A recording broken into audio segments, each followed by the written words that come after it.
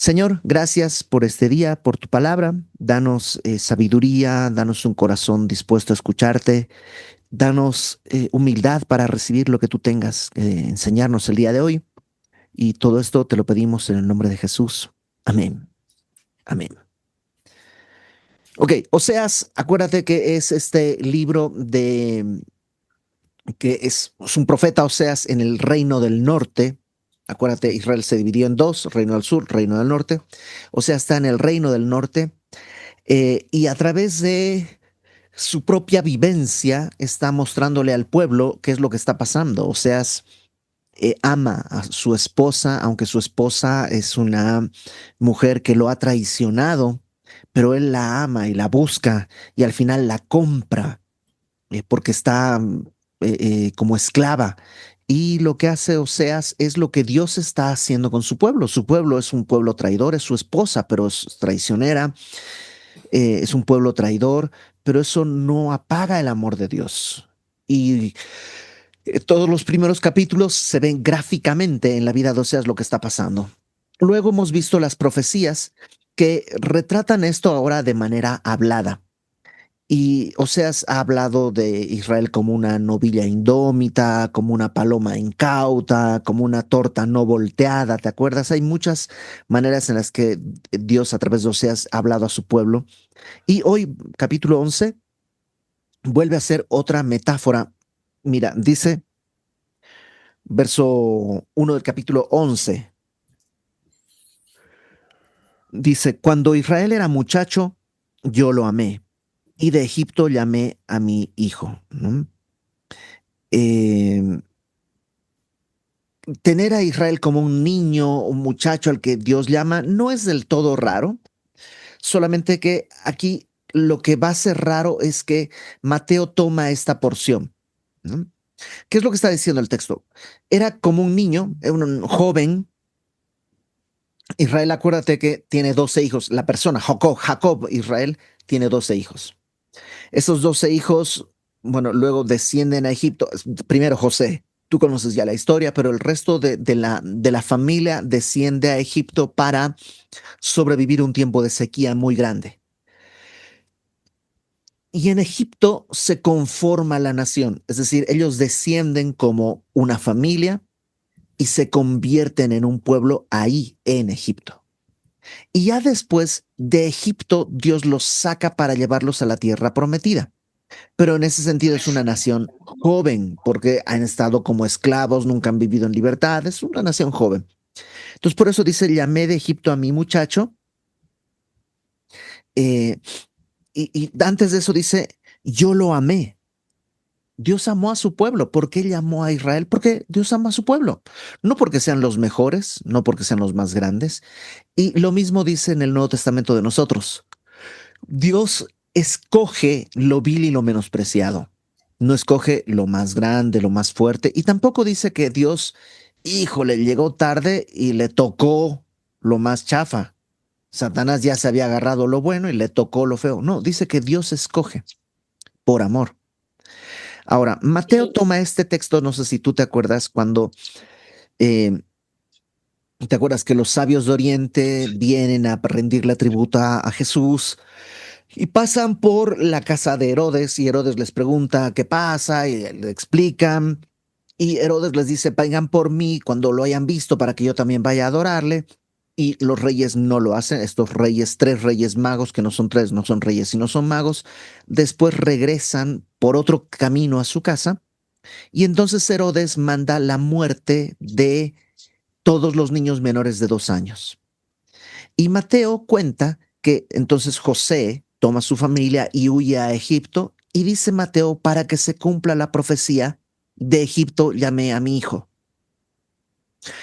El problema es que Oseas está diciendo esto, pero no como profecía. Oseas está diciendo esto más bien como un recuerdo, como una cosa que ya sucedió. Dios amó a su pueblo, lo vio como un muchacho y lo llamó de Egipto, de la esclavitud. Oseas no está diciendo, en el futuro vendrá. No, está contando lo que ya pasó. ¿Por qué Mateo toma esa profecía y la aplica a Jesús? Probablemente tiene que ver con que eh, Dios llamó a su pueblo, a su muchacho, digamos, de Egipto y fracasaron. Nomás llegando al monte Sinaí, Moisés subió a recibir la ley y ya estaban adorando un becerro de oro. Entonces los rescató y el pueblo no vivió a la luz de ese amor. En cambio, Jesús sí fue a Egipto. De Egipto, eh, Dios llamó a Jesús y digamos, este es su muchacho, este es su hijo, ahora sí va a vivir conforme a la ley de Dios. Entonces, tal vez ese es el pensamiento en Mateo. Pero bueno, tendremos más deleite, no más deleite, más detalles cuando estudiemos el Evangelio de Mateo, ya de manera verso a verso y todo, y eso espero que lo hagamos pronto también. Regresemos a Oseas. Simplemente está diciendo que Israel es su pueblo, que él amó y que cuando era muchacho lo llamó de Egipto. Verso 2. Cuanto más yo los llamaba, tanto más se alejaban de mí. A los baales sacrificaban y a los ídolos ofrecían sahumerios. Yo los bendije, les di mi ley, les di profetas, les di bendiciones, les di un reino. O sea, ¿qué más puedo darles? Y mientras más les bendecía, más se apartaban, ¿no? Eh, es el... Este capítulo muestra el dolor en el corazón de Dios que lo podemos de alguna manera ver cuando ves una familia cuyo hijo se aparta del Señor. Y dices, les di todo, les los llevé a la iglesia, estuvieron en todos los campamentos bíblicos, les leía hice todo. Y mientras más los amaba, más se alejaban. Entonces, si es tu caso o conoces a alguien así, número uno, Dios entiende, porque Dios lo vivió. Y número dos, Dios no se rindió con su pueblo y no se va a rendir. Entonces no te rindas ni con tu hijo ni con esta situación. Dios es fiel, Dios puede hacer una obra, ¿no? Entonces, verso 3. Yo, eh, a diferencia de ellos que se alejaban de mí, ¿no? Mientras más los bendecía, más se alejaban, dice verso 3. Con todo eso yo enseñaba a andar al mismo Efraín, tomándole de los brazos, y no conoció que yo le cuidaba. Si eres papá, ¿te acuerdas la etapa de enseñar a andar a tus hijos así de las manitos, el dolor de espalda y todo? Y dice, yo así estuve con Efraín. Acuérdate que Efraín es una manera tierna de referirse al reino del norte. Efraín es una de las tribus eh, y en Efraín estaba Betel. Entonces, tal vez por eso se toma a Efraín como un símbolo de todo, pero en todo caso es común. Los profetas en general, cuando dicen Efraín, es el reino del norte. Tal vez también porque es una de las tribus más grandes que tenía el reino del norte. Entonces dice, yo le enseñaba a andar. ¿Te imaginas que le enseñas a andar a tu hijo y luego él decida usar lo que tú le enseñaste, que es andar, para ir tras su propio destino, que es un destino equivocado? Dios dice, eso me pasó. Yo les enseñé a andar. Verso 6, no, perdón, verso Cinco, eh, cuatro. 3. No conoció que yo le cuidaba, ni se enteró, ¿no? No hizo, ni siquiera consideró que en realidad yo era el que lo estaba cuidando, que yo era el que lo estaba protegiendo. Y, y pues sí, podríamos ser nosotros, que Dios nos bendice, nos da, nos provee y no, ni nos damos cuenta que es Dios quien nos está sosteniendo. Verso 4. Con cuerdas humanas los atraje, con cuerdas de amor, y fui para ellos como los que alzan el yugo de sobre su cerviz, y puse delante de ellos la comida. Un poco está pensando en la cultura pues agraria, ¿no? Imagínate un par de animales, ¿no? Dos bueyes los pones en una yunta, que es este yugo que se pone sobre los animales, y están haciendo un trabajo pesado. Arar es muy pesado porque metes básicamente un pico en la tierra y hay que jalar rompiendo la tierra, y ellos lo tienen que hacer los animales.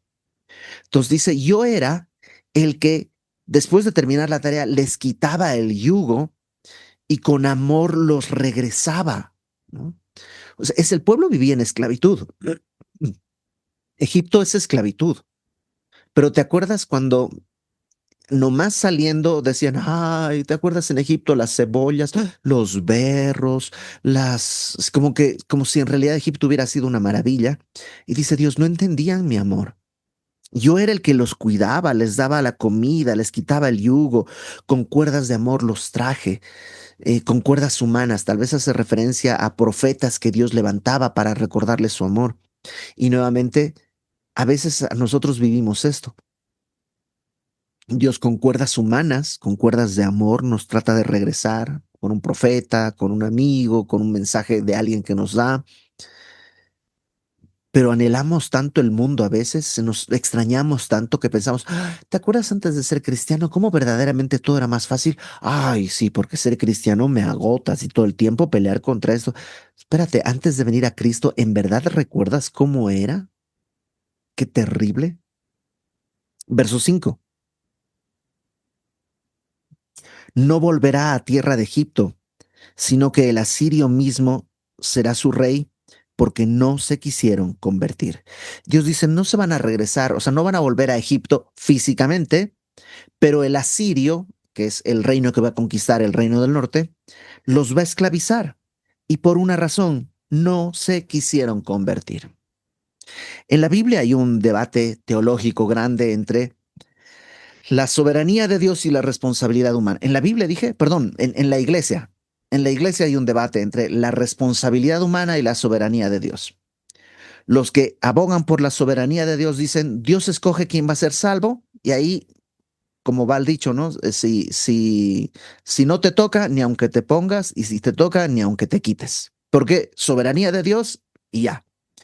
Otros dicen, no, no, no, hay una responsabilidad humana. Digamos que Dios ya abrió la puerta, pero depende de nosotros escuchar el llamado y caminar.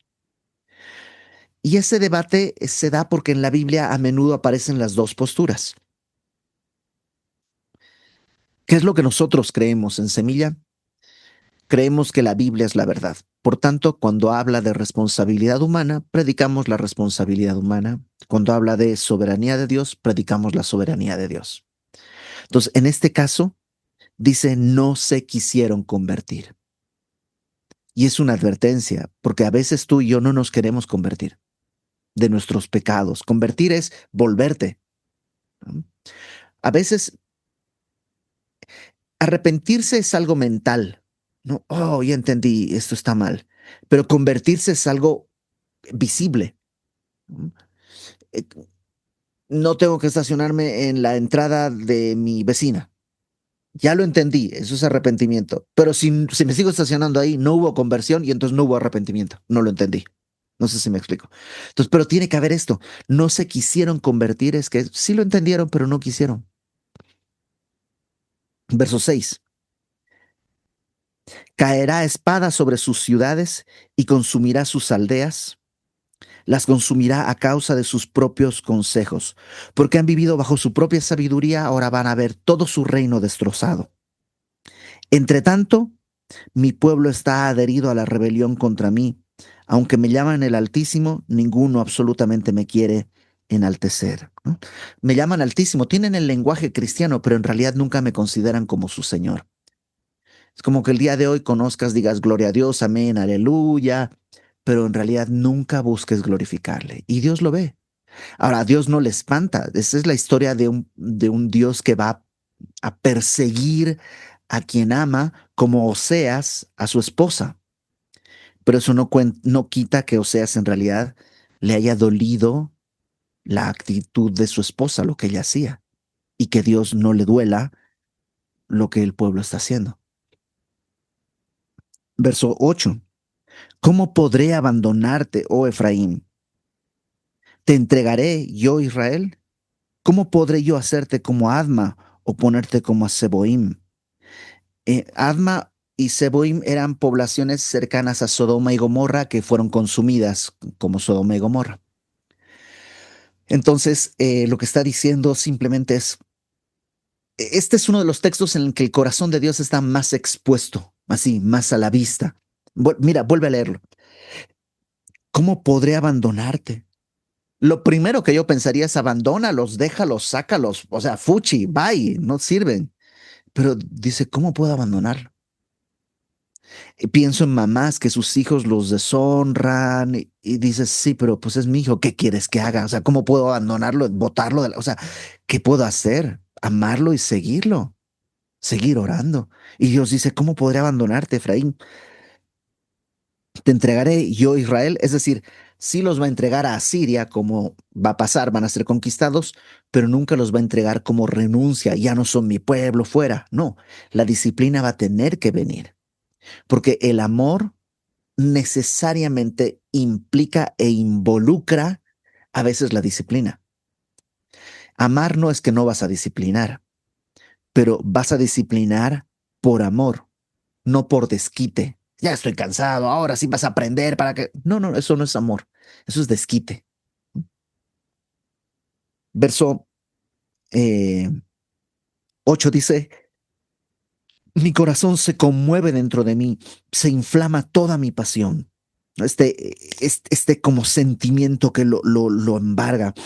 No ejecutaré el ardor de mi ira, ni volveré para destruir a Efraín, porque Dios soy y no hombre, el santo en medio de ti, y no entraré en la ciudad. Entonces, por esa compasión, por ese amor, número uno, no va a ejecutar el ardor de su ira, no va a derramar su ira entera, no los va a destruir. Luego dice, ni volveré para destruir a Efraín. No, esto está en conjunto con lo que viene. Mira, porque Dios soy y no hombre, el santo en medio de ti, no entraré en la ciudad. Está haciendo referencia cuando estaban en el Éxodo. Hay un momento en que Dios le dice a Moisés, saca el tabernáculo donde está el arca y todo y ponlo fuera del campamento. Y entonces el campamento no estaba en medio del pueblo porque la verdad del pueblo vivía en pecado todo el tiempo. Y Dios le dice, sácame, saca la tienda, porque si no los voy a consumir. Y es como que Dios está diciendo acá, ok, no puedo estar con ustedes porque los voy a consumir, entonces voy a salir para que entonces caiga la disciplina y a ver si así me buscan. Entonces no es abandono, es disciplina para que entiendan que el camino que están tomando es camino de muerte. Verso 10, en pos de Jehová caminarán. Él rugirá como león, rugirá y los hijos vendrán temblando desde el occidente. Como ave acudirán velozmente a Egipto y de la tierra de Asiria como paloma, y los haré habitar en sus casas, dice Jehová. Hay una llamada de esperanza. Básicamente está diciendo, sí, me voy a salir para que venga el juicio y entonces en el juicio entiendan y entonces pueda haber esta restauración y caminen en pos de mí. Y yo como un león que ruge y vienen sus cachorros, así yo voy a rugir y van a vendrán temblando del occidente, del oriente, de donde hayan sido deportados, como aves. Dice, acudirán velozmente de Egipto, de Asiria, de todas partes voy a regresar y van a volver a sus casas, dice Jehová. Ok, si bien el versículo 12 es parte del capítulo 11, en realidad, por la narrativa, el 12 es parte del 12. O sea, digamos que ahí debería terminar el capítulo 11. Entonces, antes de entrar en el capítulo 12 con su versículo extra del principio, ¿dudas?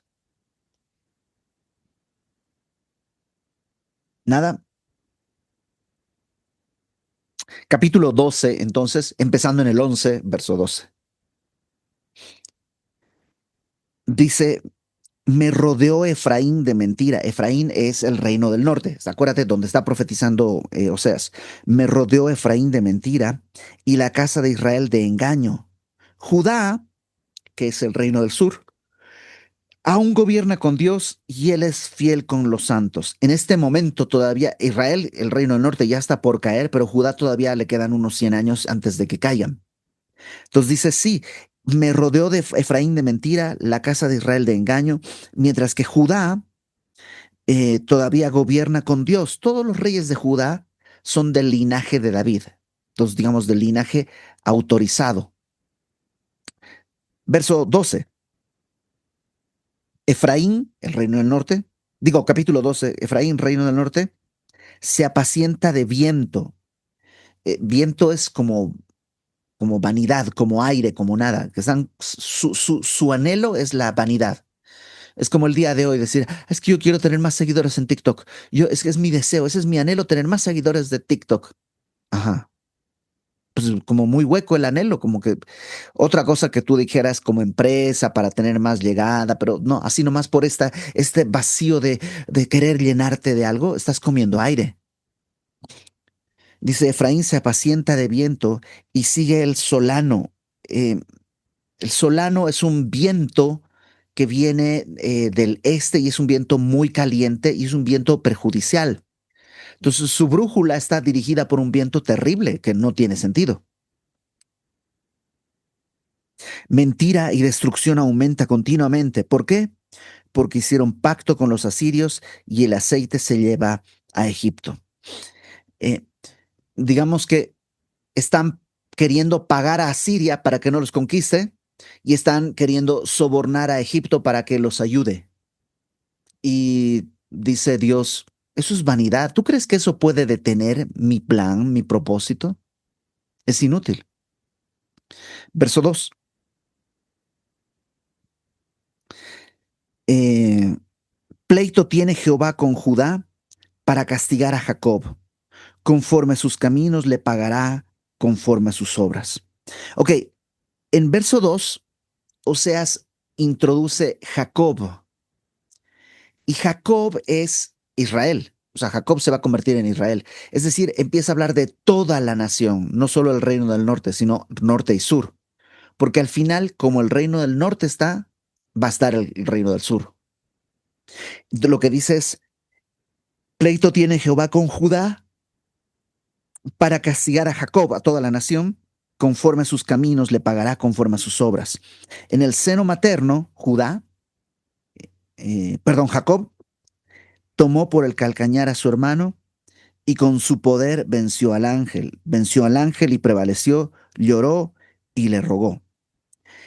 Eh, ¿Te acuerdas la historia de Jacob? Jacob nace agarrándole el talón a su hermano, como queriendo meterlo para él ser el primogénito, pero Jacob es el segundogénito, digamos. Pero desde el principio está como queriendo salirse con la suya. Y era lo que decimos el día de hoy un gandalla. Realmente Jacob era una fichita y siempre se salía con la suya. ¿Te acuerdas cuando Labán, su suegro, le dice, bueno, todas las ovejas que nazcan con rayitas van a ser tuyas y las que nazcan lisas van a ser mías? Y entonces, mientras estaban por nacer, les ponía unas varas Jacob para que nacieran con rayas, como si eso afectara. O sea, Dios le está bendiciendo, Dios le está dando las ovejas correctas, pero él piensa que no, es que yo le puse las varas, por eso salieron con rayas. Es absurdo. Y luego, cuando Labán le decía, no, no, no, vamos a hacer una cosa, para mí las de rayas y para ti las lisas. Entonces quitaba las rayas para que las ovejas nacieran lisas. Y sí sucedía, pero no por las varas de Jacob, sino porque pues, Dios es bueno y Dios quería bendecirle. Pero el muy, no quiero decir muy inmenso, pero digamos el muy ingenuo, pensaba, es que yo estoy poniendo las varas, por eso estoy enriqueciéndome. Es Dios quien lo hace. Pero él piensa que tiene poder, por eso dice, en el seno materno tomó por el calcañar a su hermano, con su poder venció al ángel, pensando que sí se salía, y prevaleció, lloró y le rogó. Cuando venció al ángel, ¿te acuerdas que están regresando Jacob y su familia y le empiezan a llegar noticias de que su hermano, a quien le había robado la bendición, venía a encontrarse con él? Y entonces en un momento se queda en el río él solo y viene el ángel de Jehová y dice, pelea con él. Y ojo con esto. No dice que Jacob peleó con el ángel, sino que el ángel peleó con Jacob. O sea, no es como que Jacob dijo, te quiero arrebatar la bendición. Es que Dios, el ángel de Jehová, le dice, Jacob, ¿hasta cuándo? Me estás obligando a forzarte a hacer mi obra en ti. Y entonces dice que venció. ¿Cómo venció? ¿Te acuerdas? Es la victoria más absurda que hay, porque se le amarra, se le agarra a Jacob al ángel de Jehová y el ángel de Jehová le toca la cadera y lo descoyunta y se queda ahí, grita y grita y grita y no te voy a dejar si no me bendices y se queda llore, llore, llore, llore, llore. Y entonces dice, ok, te voy a bendecir, a partir de ahora vas a ser Israel. Y eso dice, venció. Espérate, vencer es el que triunfa, el que está de pie, no el que está chille y chille, así como que, ah, ese más bien es el que perdió. Pero Dios le dice, venciste. ¿Por qué? Porque se vence cuando te rindes delante de Dios. Fermín, el pastor Fermín tiene una canción, bueno, unas rimas. Había un grupo que se llamaba Hip Hop por la Vida, que eran unos amigos de Semilla, y tienen ellos una canción que se llama Están por alcanzarte. Y esta canción rapean los tres chavos, ¿no? Que son tres de Semilla, rapean, y la canción está muy bonita, ¿no? Eh, está muy padre. Pero al final entra Fermín, ¿no? Sí se nota la diferencia que pues estos eran tres chavitos que estaban haciendo rap, no tan chavitos, pero sí un poco. Y luego entra Fermín con toda su experiencia y su voz y todo, ¿no? Y entra así, es como un león que entra. Y en uno de los versos, ahí en Estal por alcanzarte, Fermín dice, empieza como a reclamarle a Dios en los versos, murió mi abuelo y tú nos abandonaste, y dónde estabas, ¿no? Y dice, eh, narra esta misma escena de Jacob y el ángel de Jehová, pero como si fuera él. Y él dice, hablando de Dios, peleé, o sea, yo peleé con Dios y me derrotó y me dijo, venciste, ahora yo soy tu Señor.